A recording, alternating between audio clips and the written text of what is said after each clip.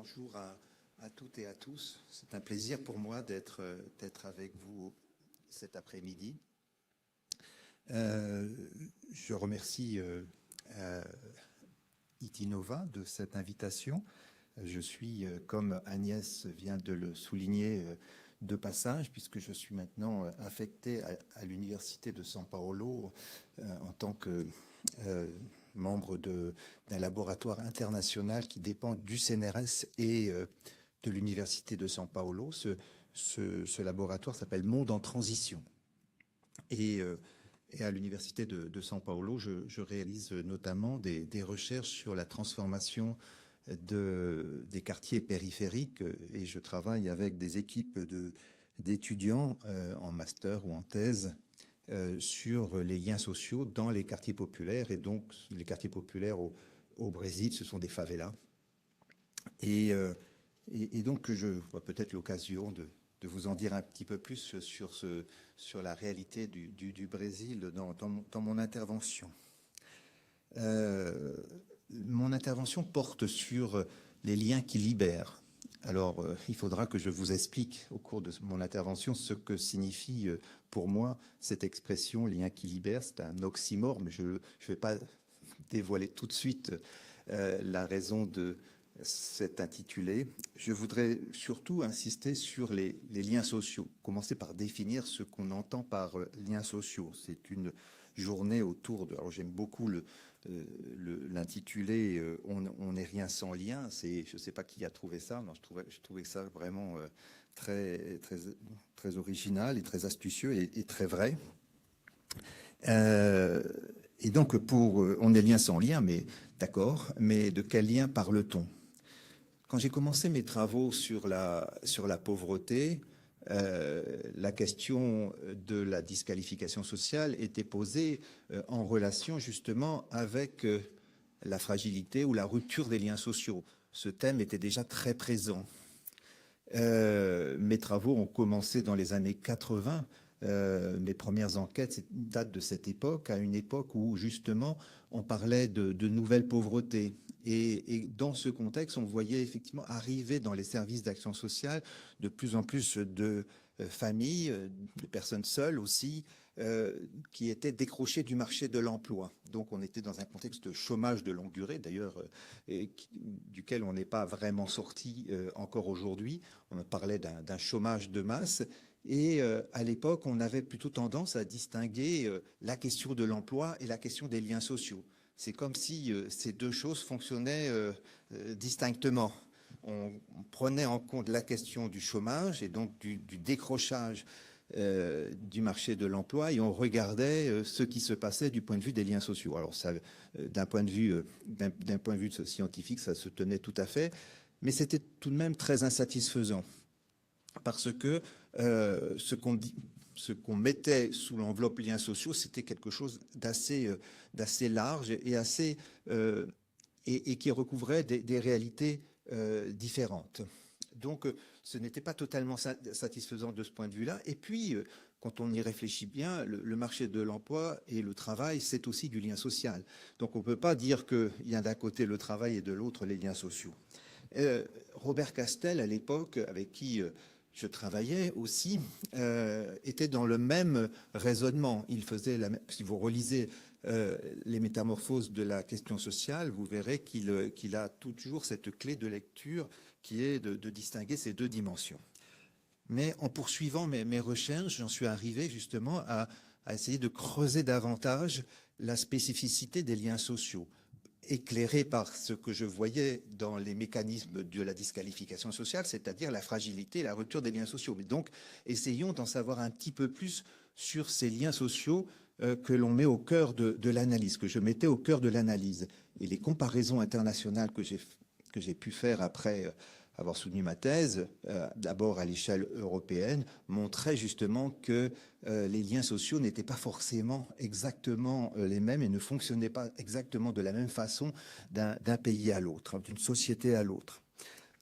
Petit à petit, donc, et aussi dans le cadre de mon séminaire de direction d'études à l'EHESS, donc j'ai mis comme chantier, j'ai lancé ce chantier de réfléchir sur la définition des liens sociaux. Et nous en sommes arrivés à distinguer 4 types de liens qui sont vraiment au cœur de l'analyse jusqu'à aujourd'hui de cette problématique. Alors, 4 types de liens, quels sont-ils?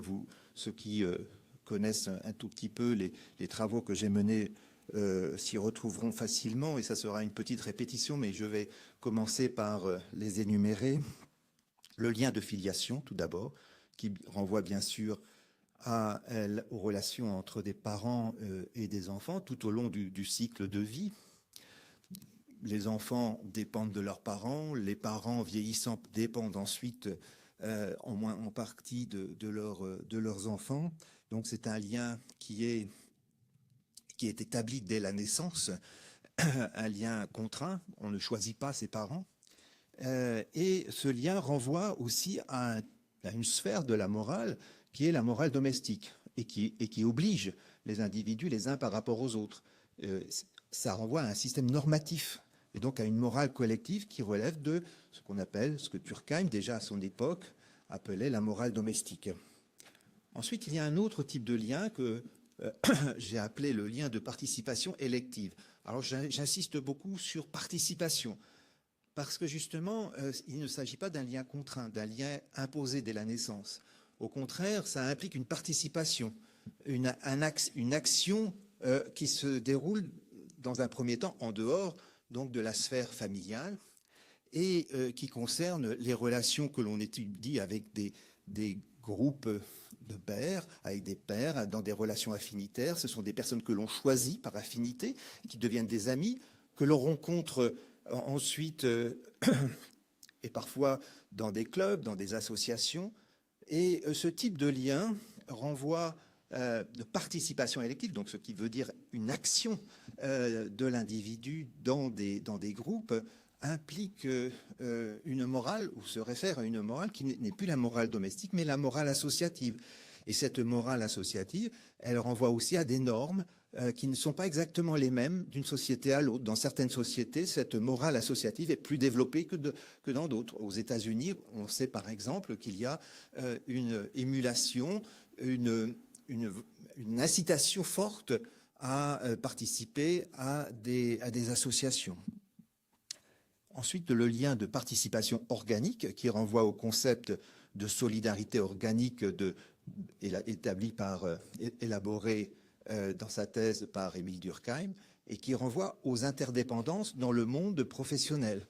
C'est-à-dire on apprend par ce lien à être interdépendant dans sa profession, dans son métier, mais aussi à l'échelle de la société dans son ensemble, par la complémentarité entre les groupes professionnels. Et donc, par ce lien, l'individu va participer à ce monde dans lequel il y a donc à trouver sa place dans un système d'interdépendance généralisée.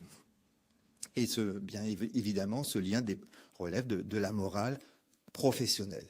Et le 4e type de lien, c'est le lien de citoyenneté qui renvoie aux relations que l'on va établir entre les membres d'une même communauté politique. Ce lien est fondé sur le principe d'égalité entre tous les citoyens, et a pour effet justement de réunir des individus autour d'un certain nombre de valeurs qui sont importantes pour la cohésion sociale et en particulier nationale. Évidemment, on a un socle républicain, on a hérité dans notre pays, par exemple, des idéaux de la République et qui sont au cœur de nos apprentissages. On devient citoyen et on apprend à devenir citoyen en intériorisant les logiques de la citoyenneté. Donc ces 4 types de liens, si vous voulez, correspondent à des formes d'apprentissage. Si on se réfère aux liens sociaux des enfants, on a des liens sociaux qui sont naissants ou en formation. Ils ne sont pas encore complètement établis.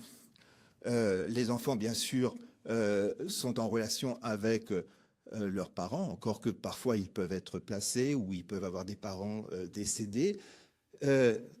Ensuite, ils vont bien sûr rencontrer des copains, des copines dans des clubs, dans le quartier, dans le village. Ils vont participer à des activités Ils vont effectivement apprendre à fonctionner en tant qu'être social intégré dans des collectifs.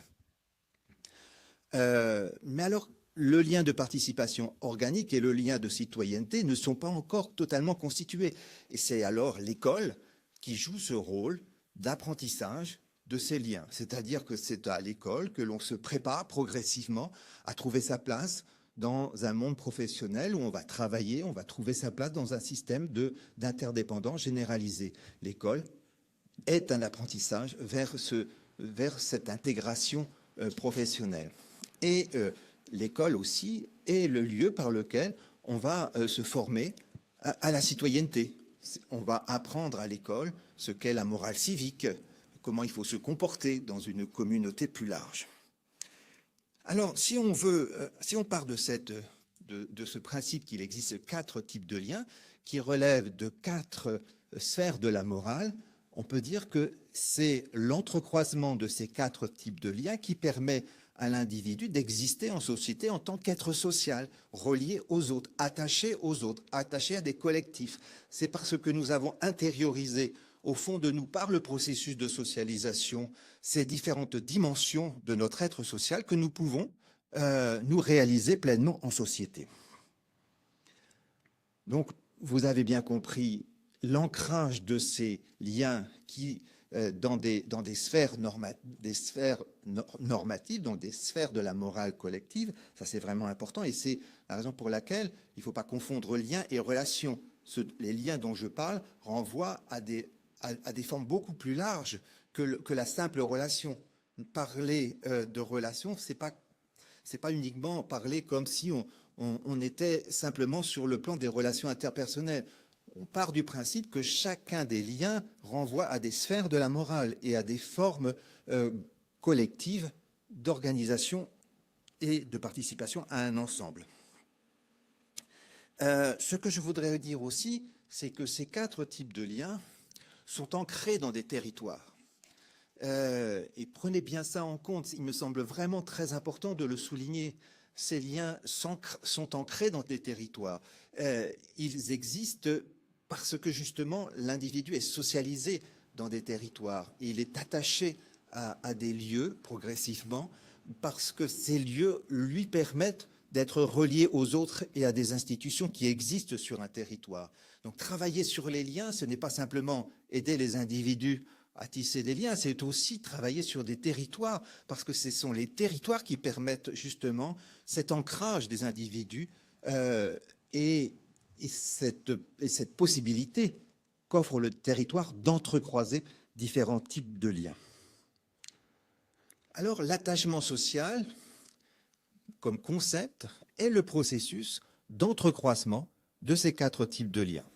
J'utilise le terme attachement social au sens de cet entrecroisement, c'est-à-dire que c'est ce qui va permettre à l'individu de s'épanouir pleinement dans la société parce que justement il est attaché aux autres et à la société dans son ensemble. Mais ces liens se font, parfois se défont et se refont. C'est-à-dire qu'il y a un processus aussi d'attachement, mais parfois de détachement et parfois aussi de réattachement. On pourrait prendre ce processus-là. Les adolescents, par exemple, cherchent à un moment donné à prendre de distance vis-à-vis de leurs parents. Ils se détachent, ils ont besoin de se détacher. Il faut qu'ils se détachent pour apprendre justement à entrer pleinement dans d'autres groupes, à trouver leur place dans d'autres groupes, des groupes d'amis, évidemment, ce qui est très important. L'amitié à l'adolescence est fondamentale, évidemment. Mais c'est aussi progressivement de prendre des distances donc avec leur milieu social d'origine, avec leur famille et de faire leurs propres expériences. Donc ce détachement, il est nécessaire. Mais la vie, les épreuves que nous traversons se traduisent parfois aussi par des formes de détachement. Les relations amicales, par exemple, ne sont pas toutes durables tout au long de la vie. Il y a des amitiés qui disparaissent et d'autres qui vont renaître en fonction des trajectoires. On n'est pas non plus totalement assuré aujourd'hui, encore plus dans une société flexible du point de vue du travail, d'exercer la même profession toute sa vie. On peut connaître des périodes de précarité, de chômage. On peut bifurquer également, on peut changer de profession, changer d'univers professionnel. Donc on va se détacher pour éventuellement se réattacher par la suite. Donc voilà un petit peu ce que je voulais dire pour commencer. Excusez-moi, il fait chaud, je vais quand même boire un peu.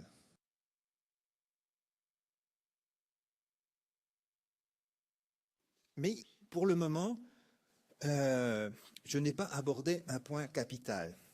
Parler de ces types de liens, je les ai énumérés, mais je n'ai pas abordé avec vous ce qui en fait la caractéristique essentielle, ou les caractéristiques essentielles, ce qui en font les caractéristiques essentielles. En fait, chacun de types de liens renvoie à une dimension de protection et une dimension de reconnaissance. Qu'est-ce qu'un lien?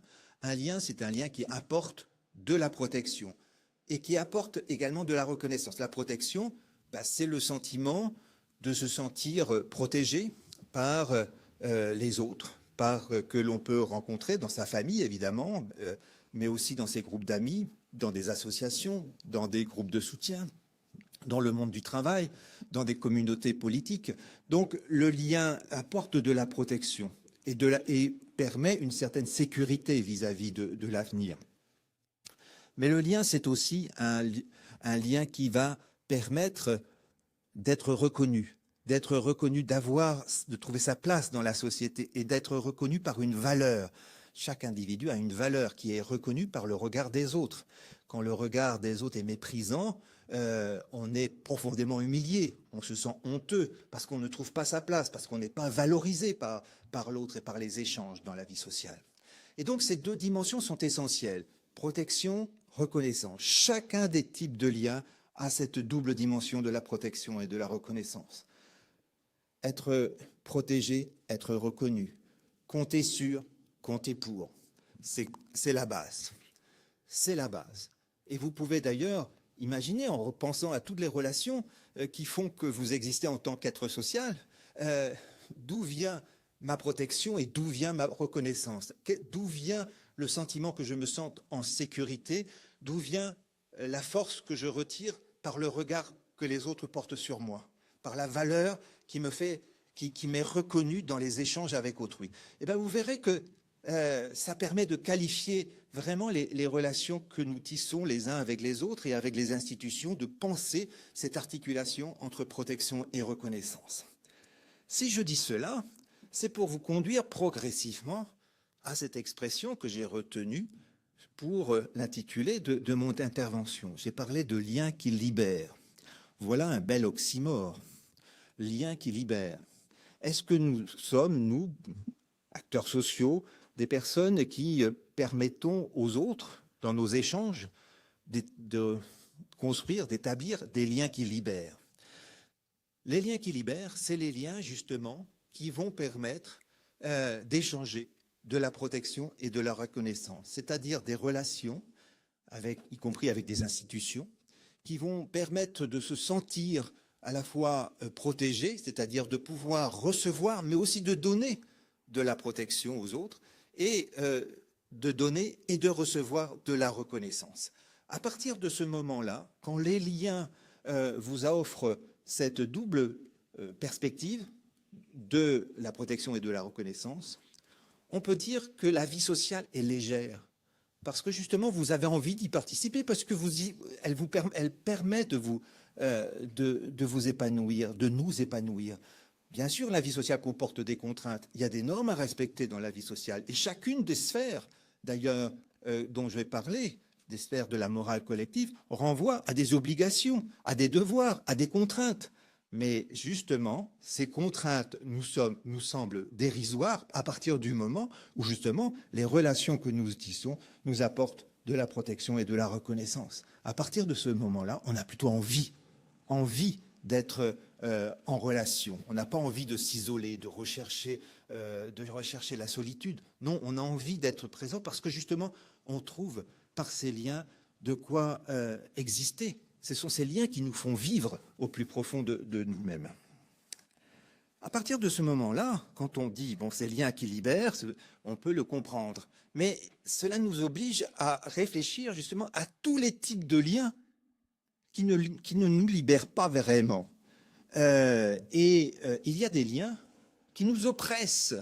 Il y a des liens qui nous fragilisent. Avant que ces liens soient rompus, dans certains cas, avant qu'il y ait un détachement ou une rupture, il y a des liens qui ne nous apportent pas de totale satisfaction, parce que ce sont des liens qui peuvent effectivement nous oppresser. Et cette configuration des liens qui oppressent, ce sont des liens qui, dans la définition que j'ai donnée, nous apportent un tant soit peu de protection, mais nous enferment parce qu'elle ne nous permet pas une véritable reconnaissance, ne nous permet pas d'être vraiment, de trouver véritablement notre valeur, d'être reconnu par les autres dans les relations. Alors, on pourrait prendre de nombreux exemples. Des relations, commençons par exemple par les relations conjugales. Dans les relations conjugales, on sait très bien, il y a des couples qui se maintiennent parce qu'ils continuent à s'échanger de la protection, mais finalement, ils en arrivent à douter de la qualité de leur relation parce que justement, il n'y a plus cette valorisation réciproque.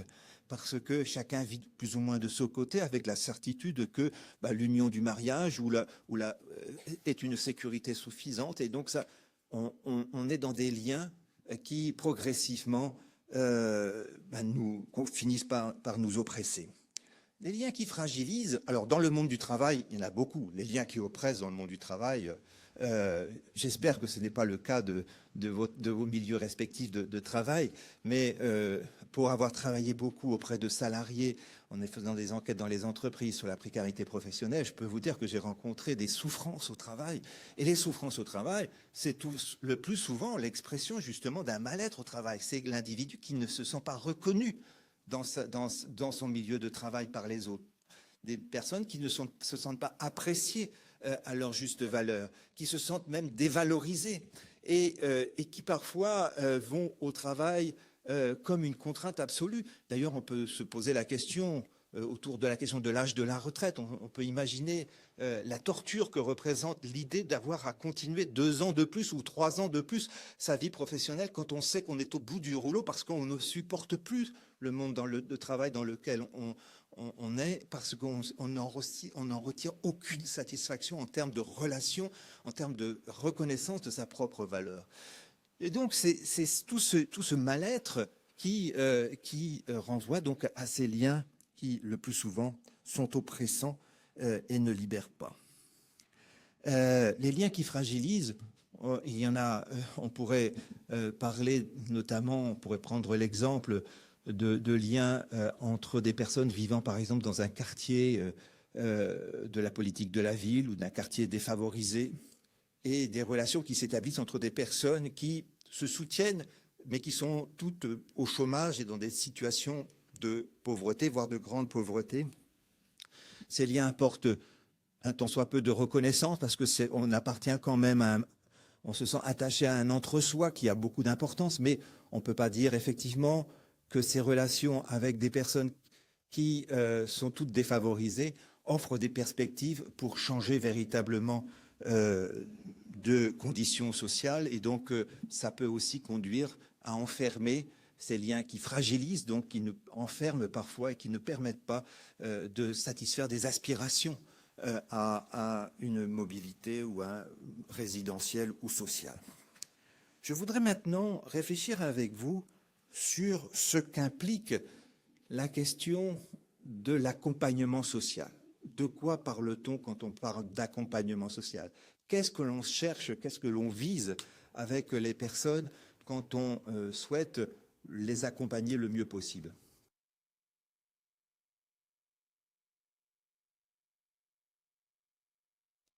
L'accompagnement social, c'est bien sûr tisser et retisser des liens qui libèrent, pas des liens qui fragilisent, pas des liens qui oppressent.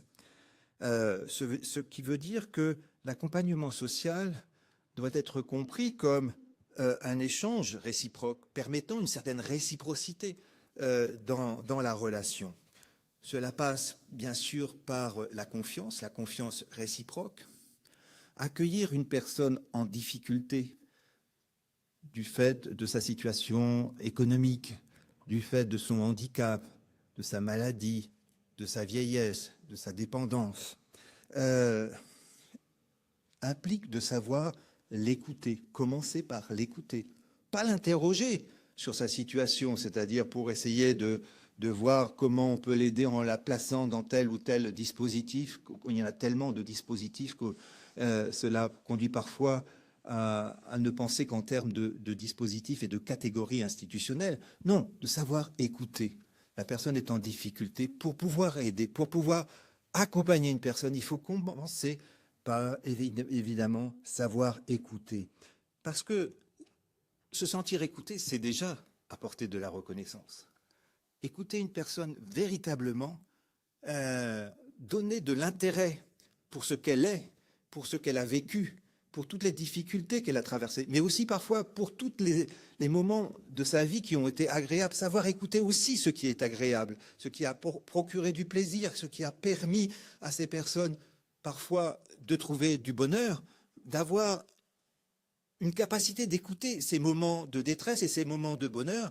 C'est essentiel parce que la personne que l'on a en face de nous, alors moi je l'ai souvent constaté dans les relations, dans des entretiens biographiques, dans des entretiens sociologiques, compréhensifs, mais c'est le cas de l'entretien aussi, ça peut être le cas dans l'entretien, dans le travail social. Accepter l'écoute, savoir écouter, ça me semble essentiel. Je voudrais insister sur un point aussi.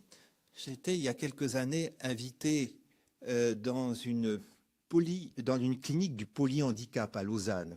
Tout à fait, où un travail tout à fait important a été réalisé auprès de toutes les personnes qui accompagnent des polyhandicapés au quotidien et qui accompagnent aussi les parents d'enfants polyhandicapés. Et là, il y avait dans ce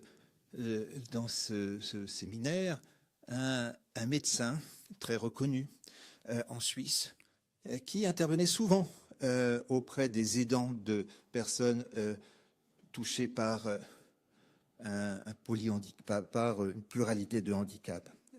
Et il disait ceci, quelque chose de tout simple, mais qui était, par sa simplicité, tellement troublant.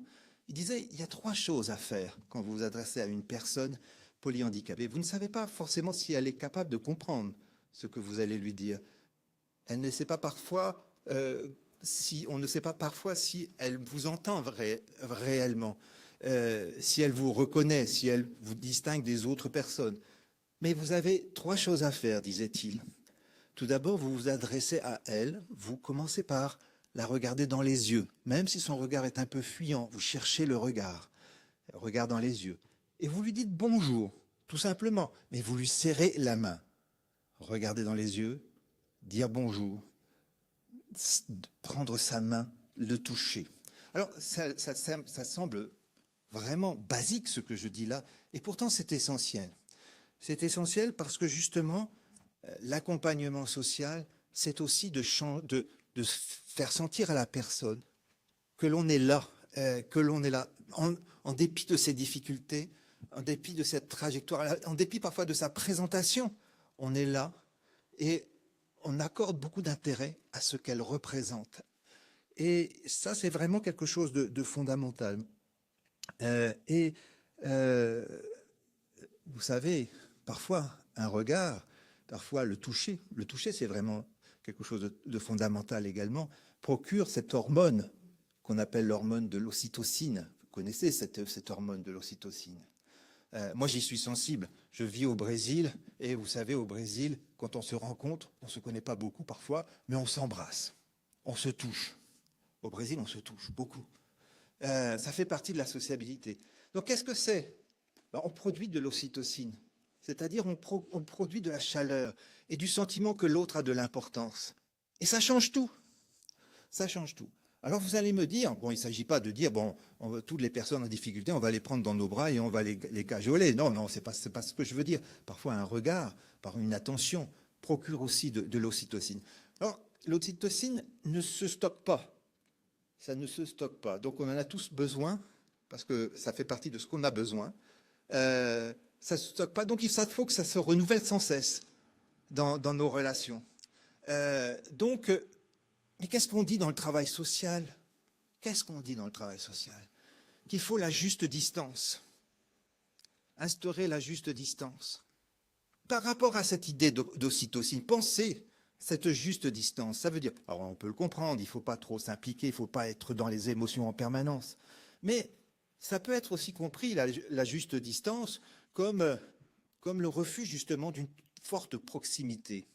Et moi je dirais, là franchement, après avoir discuté avec beaucoup de travailleurs sociaux et beaucoup de bénévoles, qu'il faut passer de la juste distance à la juste proximité. Parce que justement, on ne peut pas envisager l'accompagnement social de qualité dans la distance. L'accompagnement social implique une présence, implique un engagement, implique une écoute profonde. Et sans ça, ce n'est pas possible. Et donc, si j'insiste là-dessus, c'est que, bien entendu, il y a de la protection et de la reconnaissance. Souvent, le travailleur social, il a été formé pour apporter de la protection. Mais il a oublié la reconnaissance. Et la reconnaissance, elle est essentielle. Elle est essentielle. Ça veut dire qu'on ne peut pas se satisfaire d'apporter de la protection, d'aider en disant, ben voilà, je vais te placer là, et dans tel ou tel dispositif, ceci ou cela, je vais t'apporter telle ou telle aide. Bien sûr, ça peut réconforter, mais la question est autre. La question, c'est de remobiliser la personne, de lui donner des ressources et de la reconnaître. Je dirais, on m'a donné plein d'exemples récemment sur des personnes qui parlaient justement de la façon dont on pouvait intervenir. Il y avait dans un CHRS un travailleur social qui disait « Un jour, j'ai accueilli une personne SDF, alcoolique, vraiment avec un alcoolisme très, très prononcé, qui était délabré et qui se présentait au CHRS avec un pantalon qui ne tenait pas. Le travailleur social a commencé par dire, avant même de voir comment l'aider, a été la première réflexe qu'il a trouvé d'aller chercher une ceinture, de commencer par penser justement cette question, la ceinture tout d'abord. Et puis après, on va commencer à parler, à se faire confiance. Et puis, justement, l'entretien approfondi révèle que cette personne, elle a connu des tas de difficultés. Et en faisant parler la personne, on s'aperçoit que ça a été un transporteur routier qui a des connaissances dans la mécanique. Alors le travailleur social, lui aussi, il s'intéresse à la mécanique. Alors ils ont commencé à pouvoir parler de la mécanique ensemble. Et donc, en disant, voilà comment ça se passe, comment on peut échanger des conseils. Donc, voilà un travail sur la reconnaissance. C'est pas simplement faire parler la personne de ses difficultés, mais c'est aussi de l'écouter parler. Alors c'est un très bel exemple qui a donné, qui a permis à la personne justement de franchir des étapes et aujourd'hui de s'en sortir vraiment après avoir suivi plusieurs cures de désintoxication et qui ont été positives. Donc beaucoup d'exemples comme ça. J'en donnerai un autre exemple de São Paulo, où je travaille dans une favela avec donc une équipe d'étudiants, comme je vous ai dit. Et là, j'ai rencontré récemment une mère de famille qui vit seule dans une toute petite maison au cœur d'une favela. Alors, vous savez, quand les maisons se situent au cœur de la favela, c'est-à-dire qu'on n'y pénètre que par une venelle très, très étroite. Et donc, on arrive dans des maisons où il n'y a pas d'aération, où c'est sombre, parce qu'effectivement, les maisons sont les unes contre les autres. Donc, je vais à la rencontre de cette personne, et elle commence à parler de sa vie. Et elle nous dit, mais un de ses enfants a fait de la prison parce qu'il était trafiquant de drogue. Il a été rattrapé, il était dans la criminalité. Donc, elle est profondément touchée par ça. Et alors, elle a trouvé, justement, en discutant dans la favela, un moyen de trouver un sens à sa vie, après avoir connu de nombreuses épreuves. Aujourd'hui, elle va, alors que dans la favela, il y a beaucoup de personnes de mères seules qui vont travailler très tôt le matin dans des emplois de service et qui n'ont pas les moyens de déposer, parce qu'ils partent trop tôt, déposer leurs enfants à l'école. Et donc, cette dame, dont son fils a mal tourné, sait que si les enfants ne vont pas à l'école, ils vont probablement avoir la même trajectoire. Et donc, ce qu'elle fait, elle va tous les matins, de maison en maison, réveiller les enfants pour les amener à l'école. Une personne qui aurait pu complètement sombrer dans le désespoir après avoir le sentiment d'avoir raté sa vie de mère, voilà qu'aujourd'hui, en étant accompagnée, elle a trouvé une utilité. Aujourd'hui, elle rend service à l'ensemble de la communauté. Elle va accompagner tous les enfants à l'école. Et quand elle part, elle dit « j'adore ce que je fais ». Donc voilà, ça c'est un travail sur la reconnaissance. C'est un travail sur le sens. Et donc l'accompagnement social, c'est de travailler sur le sens. Il n'y a pas d'autre solution. Si on ne travaille pas sur le sens, on n'arrive pas à véritablement envisager ce travail en profondeur. Quelques mots encore, parce que je vois qu'il est temps que j'arrête, n'est-ce pas Agnès? Quelques mots encore. Quand l'accompagnement social est réussi, le travailleur social, le bénévole, le professionnel, va parfois se sentir valorisé aussi. Parce que justement, elle voit que la façon d'intervenir, l'accueil, l'écoute, tout ça, ça porte ses fruits et la personne repart. Et donc, elle se sent valorisée elle-même. Elle a trouvé du sens à sa vie. Et parfois, quand la relation s'est établie au cours de plusieurs mois, parfois plusieurs années, quand la personne est sur le point de n'avoir plus besoin d'accompagnement social, il y a une sorte de pincement au cœur parfois, parce qu'effectivement, la relation était devenue presque amicale. Et donc, c'est difficile à ce moment-là de dire « non, c'est fini ».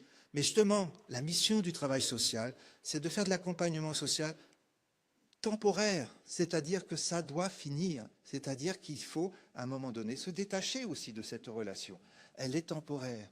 Mais la mission, justement, c'est d'accompagner le plus possible pour que la personne puisse tisser ou retisser des liens elle-même. Et c'est là, à partir de ce moment-là, que le travailleur social pourra dire « j'ai fait du bon boulot, j'ai fait du bon boulot ». Alors ça se voit peut-être pas forcément toujours dans des chiffres, parce que dans le travail social, on cherche toujours à avoir des statistiques qui sont flatteuses pour obtenir les financements, etc., les crédits.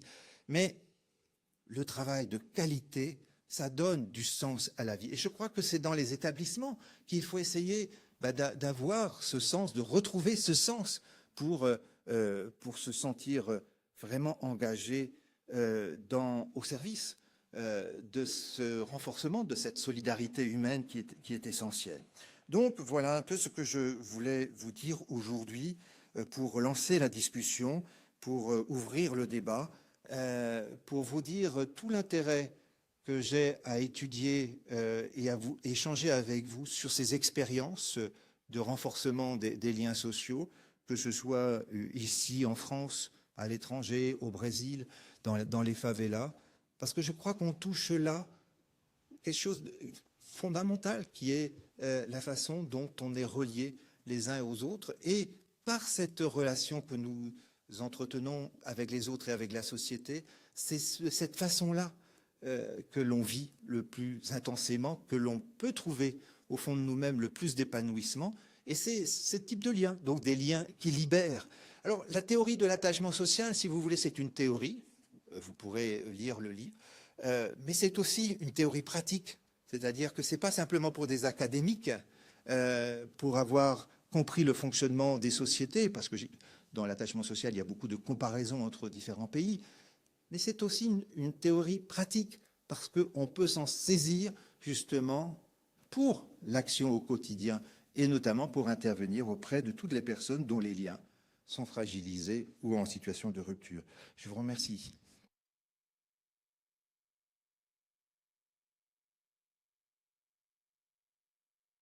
Alors, comme promis, il y a 2 micros qui vont circuler et on va prendre un temps pour des questions, mais ça peut aussi être pour des interventions, des réactions, des témoignages qui vous viendraient en écho à ce que Serge Pogam a présenté. Oui, monsieur Clément. Peut-être vous vous situez, pas forcément le nom, mais en 2 mots. Bonjour, moi je suis Dr Guillet, je suis médecin coordinateur sur l'EHPAD Notre-Dame de la Salette. J'avais 2 questions. Une première sur le lien entre l'homme et la technologie. À l'ère actuelle, des réseaux sociaux qui vont être amplifiés par toutes les questions sur l'intelligence artificielle. Est-ce qu'on n'a pas l'impression que ce lien, en fin de compte, humain va être détérioré et va pas isoler plus les gens? Première question. Ou est-ce qu'on peut y voir une solution libératrice pour certains cas d'isolement social? Et ma deuxième question, c'est, vous parliez de sphère normative. Moi, j'ai l'impression, c'est très personnel, mais qu'en ce moment, les normes sont un petit peu malmenées dans notre société actuelle. Et tout ce qui est normalisé est plutôt mal vu. Comment vous pensez que la morale évolue dans cette société actuelle au vu de ces normes qui volent un peu en éclats? Et j'ai une sous-question à cette question. Comment vous placez la morale religieuse, en fait, dans ce contexte? 3 questions, finalement. Vous me demandez de recommencer ma conférence. Très bien. En tout cas, je réponds tout de suite parce que autrement je vais oublier, je crois. Bien sûr. Je vais oublier parce qu'il y a trois points. Alors, merci de ces commentaires et de ces questions. D'abord, la question des réseaux, évidemment. Je n'ai pas parlé de l'IA, je n'ai pas parlé des réseaux. Alors même que l'on sait que ces techniques du lien sont très présentes dans nos vies quotidiennes. Si ça n'est pas présent, c'est tout simplement parce que je considère que le lien électronique n'est pas un type de lien, c'est-à-dire par rapport aux autres. C'est pas un autre type de lien, parce que par ce lien, c'est plutôt un outil, c'est un lien qui permet d'entretenir ou ne pas entretenir les autres types de liens. Là, et le lien n'est pas une morale en tant que telle, ne renvoie pas à un système normatif. Je reviendrai à la question normative qui vous titille un peu, je vois. Et donc, ce qui me frappe, c'est bien sûr les excès. Les excès que prennent les réseaux dans la vie de chacun d'entre nous. Effectivement, parfois, quand on prend les transports en commun le matin, ici ou à São Paulo, c'est la même chose. Tout le monde est sur son portable, tout le monde est sur des réseaux, tout le monde s'envoie des messages en WhatsApp, ceci, cela. Donc, c'est vrai qu'on est dans un monde qui, de ce point de vue-là, est assez effrayant parce qu'on se dit, mais où sont les échanges véritables entre les personnes? Et ce qui est intéressant, c'est de voir aussi que la question de la reconnaissance, elle est très présente dans ces réseaux. Qu'est-ce que cherchent les jeunes quand ils postent une photo? Ils vont compter le nombre de likes. Ouais, j'en ai vachement. C'est la compétition entre les jeunes pour savoir le nombre de likes qu'ils ont pu avoir. Donc, en fait, ça appauvrit considérablement la relation. C'est-à-dire, on est à la recherche. Mais ça montre le besoin de reconnaissance profond. Et le succès, c'est que, justement, les réseaux sociaux savent, justement, flatter les personnes, justement, en jouant sur cette possibilité d'apprécier et de se faire reconnaître par une certaine capacité à être populaire dans des réseaux sociaux. Mais évidemment, ça a des inconvénients majeurs et il faut bien en être conscient.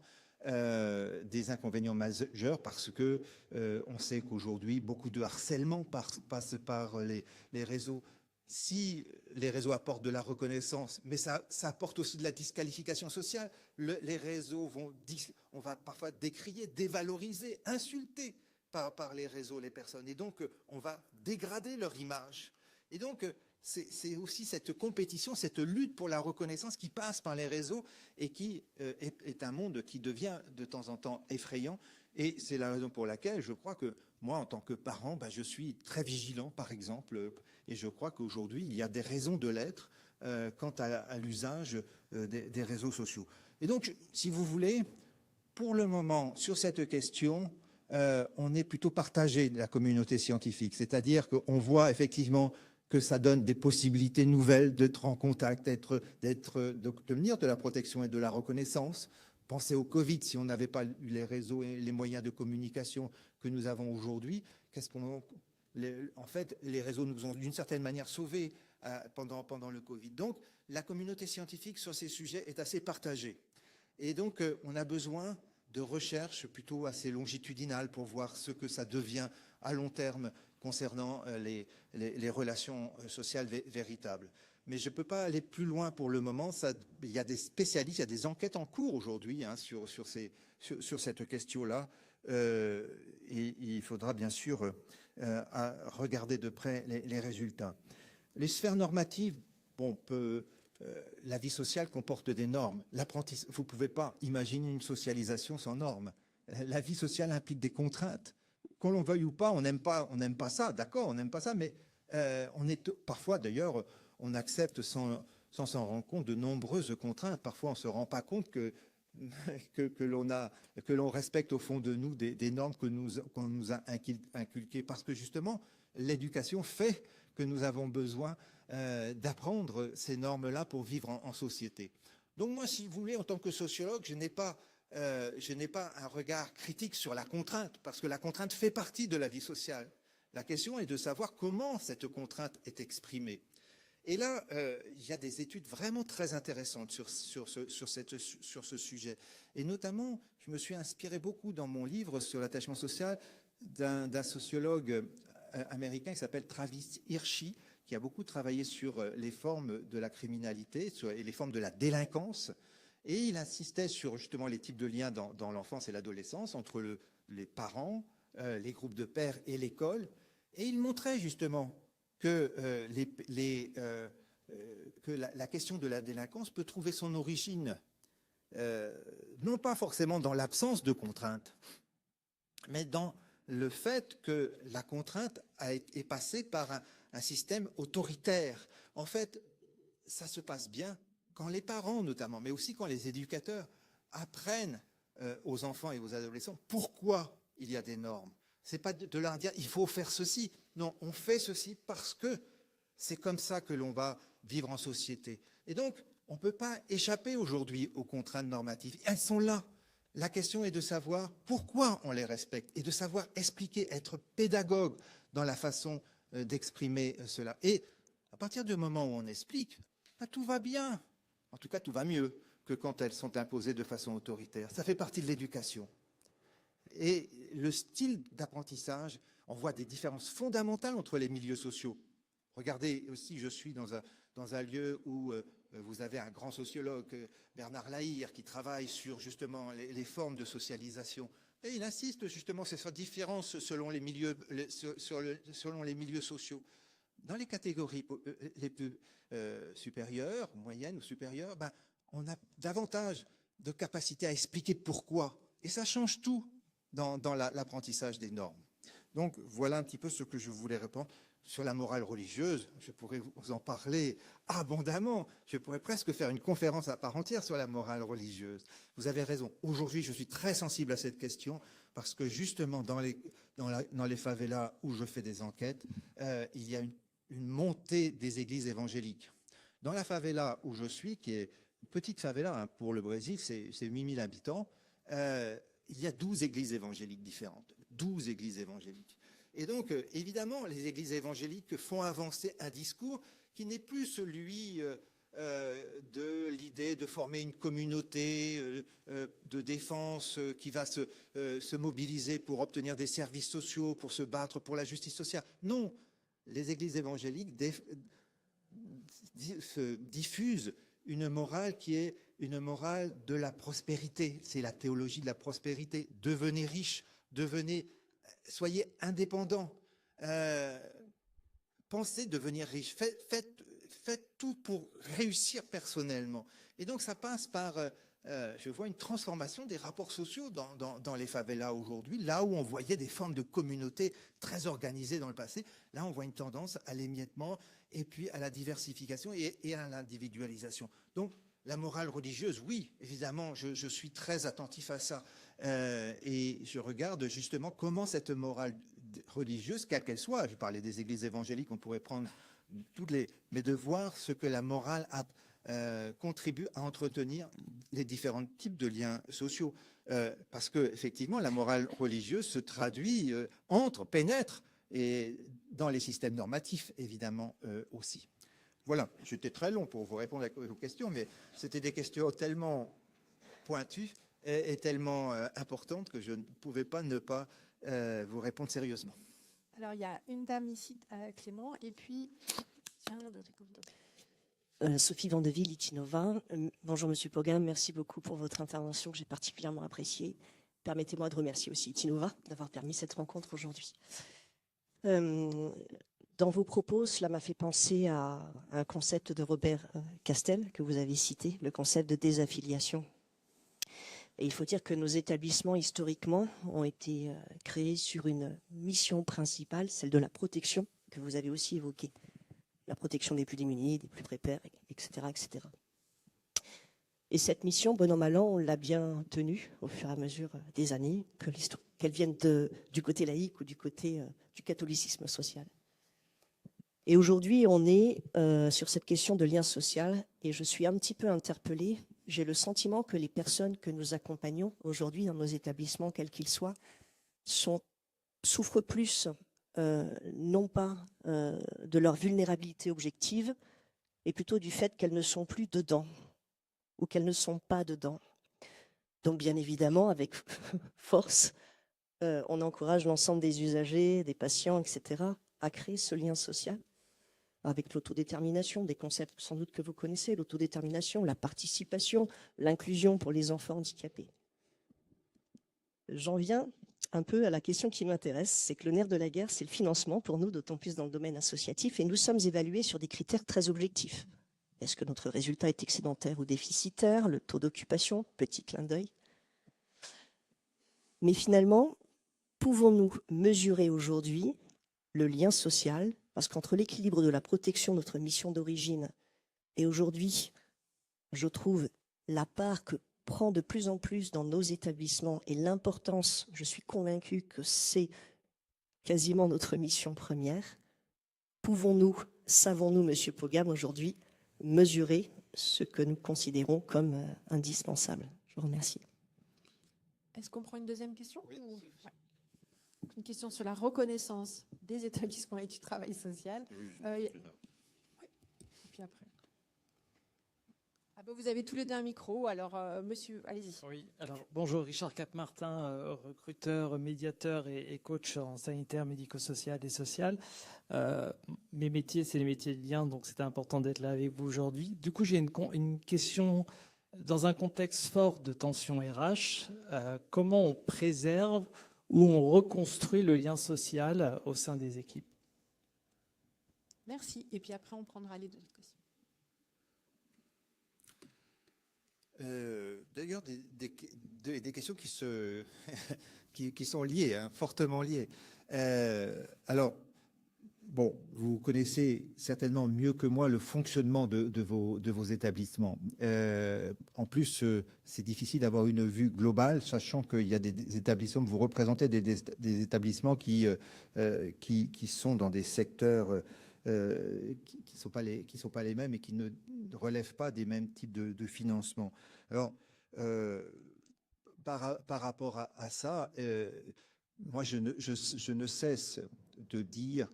Alors, vous allez dire que bon, c'est du rêve, mais j'étais encore, par exemple, cette semaine, à la délégation interministérielle de lutte contre la pauvreté.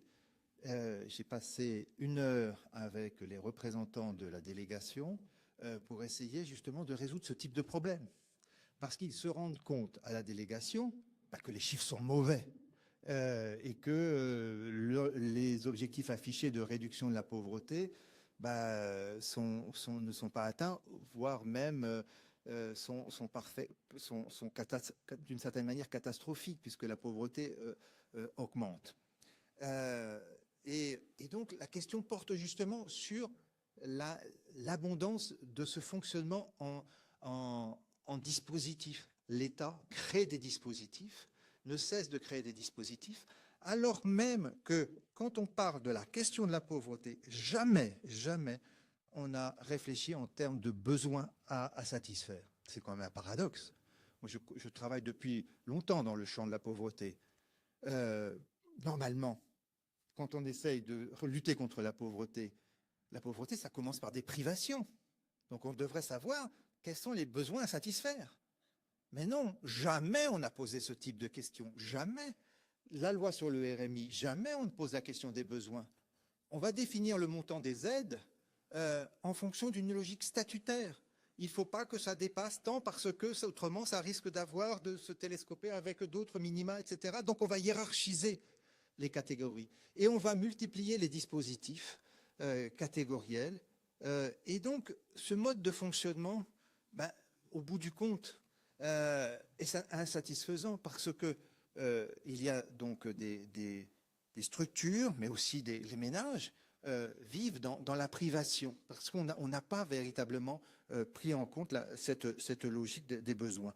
Alors moi j'ai bien le sentiment qu'en fonctionnant de cette façon, les travailleurs sociaux dans les structures ont souvent le sentiment d'accueillir les personnes et de rechercher les dispositifs qui correspondent à ces personnes. C'est-à-dire qu'il n'y a plus d'inventivité, il n'y a plus de création, il n'y a plus de recherche de ce qui correspond vraiment à la personne. Non, il s'agit et d'ailleurs l'expression est souvent utilisée, on va mettre les personnes dans des boîtes. Parce que c'est ce que disent, c'est ça le vécu des travailleurs sociaux. Et c'est ce qui assèche complètement, fait perdre le sens à des travailleurs sociaux au quotidien. Parce que ceux dont je vous ai parlé, ils aimeraient être ces tisseurs et ces retisseurs de liens. Ils aimeraient au quotidien faire ça. C'est ça qui leur apporterait du sens. Mais la logique administrative, le fonctionnement de la lutte contre la pauvreté et le fonctionnement des services d'action sociale définis de façon très bureaucratique et centralisée pour la plupart de ces dispositifs conduit justement à faire perdre le sens de ce que l'on fait véritablement.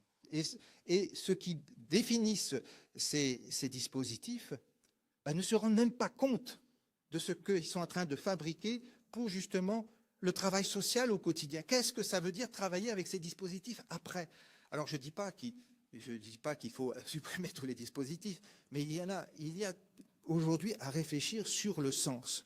Et donc, dans les hautes sphères aujourd'hui, on se rend compte effectivement que la nouvelle tarification, par exemple, ça pose de sérieux problèmes, qu'il y a des associations qui n'en peuvent plus, et donc ça veut dire aussi que les directeurs de ces établissements sont angoissés eux-mêmes. C'est-à-dire qu'ils sont même plus à l'écoute, y compris parfois pas à l'écoute de leurs travailleurs sociaux, parce que justement ils sont tellement obnubilés par la question du financement de leur structure dans une période de restriction qu'ils risquent même dans ce contexte de perdre la question du sens dans le collectif qu'ils représentent, parce qu'ils ne sont plus suffisamment attentifs à ce qui se joue entre les travailleurs sociaux. Et ça renvoie à la question des ressources humaines. Comment, dans ce contexte, ne pas perdre le lien, justement, avec les travailleurs sociaux qui sont en première ligne et qui n'ont pas les moyens, le plus souvent, d'intervenir comme ils le souhaiteraient, comme il faudrait qu'ils interviennent véritablement. Et donc, il y a des frustrations, inévitablement. Des frustrations, et parfois, ça se traduit par des mauvaises ambiances dans le travail. Le lien de travail, le lien professionnel, le lien de participation organique devient oppressant. Et vous, en tant que responsable des ressources humaines, vous devez trouver des solutions.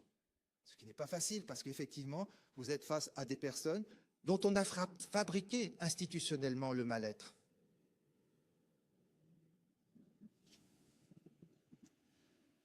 Bon, excusez-moi, je suis un peu... Non, mais vous nous renvoyez à notre réalité. Juste, s'il vous plaît, une question brève et une réponse brève pour qu'on passe dans 3 minutes à la table ronde. Merci. Bonjour monsieur, merci pour votre conférence. Brielle Leroy, je suis le directeur d'un EHPAD à Écully, au sein de l'association Itinova. J'ai été interpellé par le terme que vous utilisez pour nommer les liens sociaux comme interdépendance.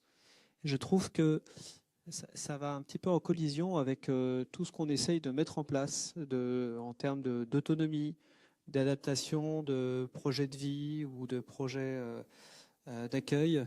On a parlé d'autodétermination. C'est des choses qui nous paraissent fondamentales à travailler. Et pourtant, tout le point de cette conférence, c'est sur des liens qui libèrent. Est-ce que ça rentre pas un peu en paradoxe avec je dirais la notion de dépendance qui nous paraît un petit peu infamante aujourd'hui? Comment est-ce qu'on fait pour pouvoir sortir par le haut entre autonomie et dépendance, pour pouvoir retrouver justement ces liens qui libèrent, notamment les personnes dont on s'occupe, mais également nous entre salariés, entre collègues, entre usagers?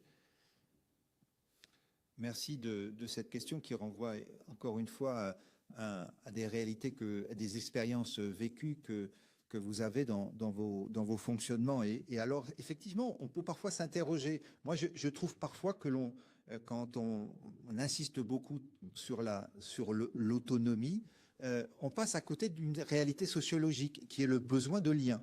C'est-à-dire, en fait, il faut construire des liens qui permettent l'autonomie, mais il faut quand même construire des liens. C'est-à-dire, vous ne pouvez pas demander à une personne d'être autonome comme ça, du jour au lendemain. Il faut des liens. Et c'est par les liens qu'elle va devenir autonome. Et ça, on oublie. C'est par les liens qu'elle va devenir autonome. Et c'est par ces liens, et qui sont des liens d'interdépendance, qu'elle va trouver de l'autonomie. L'autonomie n'existe pas comme ça. Autrement, si on pouvait être autonome, on vivrait et on pouvait se satisfaire d'être autonome, on pourrait vivre de façon parfaitement repliée sur soi-même, dans un total isolat social. Non, l'individu est un être de relation. C'est la sociologie qui nous apprend ça. L'individu est un être de relation. Il ne peut pas se passer de liens. Et donc, c'est à travers des liens que l'on va construire l'autonomie. Et donc, ça passe par l'interdépendance, qu'on le veuille ou non. Ça ne veut pas dire qu'il ne faut pas de l'autodétermination, mais l'autodétermination doit être toujours envisagée dans un système d'interdépendance, de trouver sa place. De trouver sa place, ça veut dire d'être relié aux autres et à la société. Donc, voilà ce que je voudrais vous dire. Ça, ce sont des leçons de sociologie de base. C'est une dépendance qui libère, c'est ça? Oui. Voilà. Je vous propose qu'on s'arrête là pour l'échange avec... Ah, pardon. Ouais, vraiment très, très court parce qu'on a une table ronde. Ça va être très, très court. J'ai écouté ce que vous avez dit. Vous avez parlé de passer de la juste distance à la juste proximité. C'est quelque chose qui me parle très fortement. Je voudrais vous suggérer de faire des formations au SDF. Pourquoi les SDF, qui sont légitimement en quête de lien avec les personnes à lesquelles ils demandent de l'argent, pourquoi ils mettent une distance entre le donneur et le receveur sous forme d'une sébille, et que vous n'arrivez pas 90 fois sur 100 à mettre votre pièce ou votre billet dans la main de la personne? Pourquoi? Ah là, pour moi, la réponse, c'est le sentiment de honte. Il n'y a pas d'autre explication que la honte. C'est-à-dire que c'est difficile d'accepter d'être regardé parfois de haut, de recevoir la charité. Et les travailleurs... Alors, j'ai un étudiant qui travaille sur les maraudes, et donc il en sait beaucoup, sur des maraudes catholiques dans le 16e, dans les quartiers plutôt bourgeois de Paris. Et donc, il voit effectivement beaucoup de catholiques qui ont envie de créer du lien avec les SDF. Mais ils se heurtent très souvent à ce mur. C'est que les SDF, parfois, prennent plaisir, parfois même à les malmener, parce qu'ils sont tellement mal à l'aise par la relation dans laquelle ils se trouvent, par le regard que les grands bourgeois viennent porter sur eux, alors les grands bourgeois sont de bonne volonté, ils veulent se réaliser, ils veulent justement trouver un sens à leur foi chrétienne en faisant cela, mais ils doivent passer par tout un stade où ils se rendent compte que justement, pour rentrer en relation avec des SDF, il faut aussi savoir les regarder, prendre du temps, les accompagner, les connaître, et ça prend du temps. Dans la première réaction est peut-être la plus difficile à dépasser. Merci.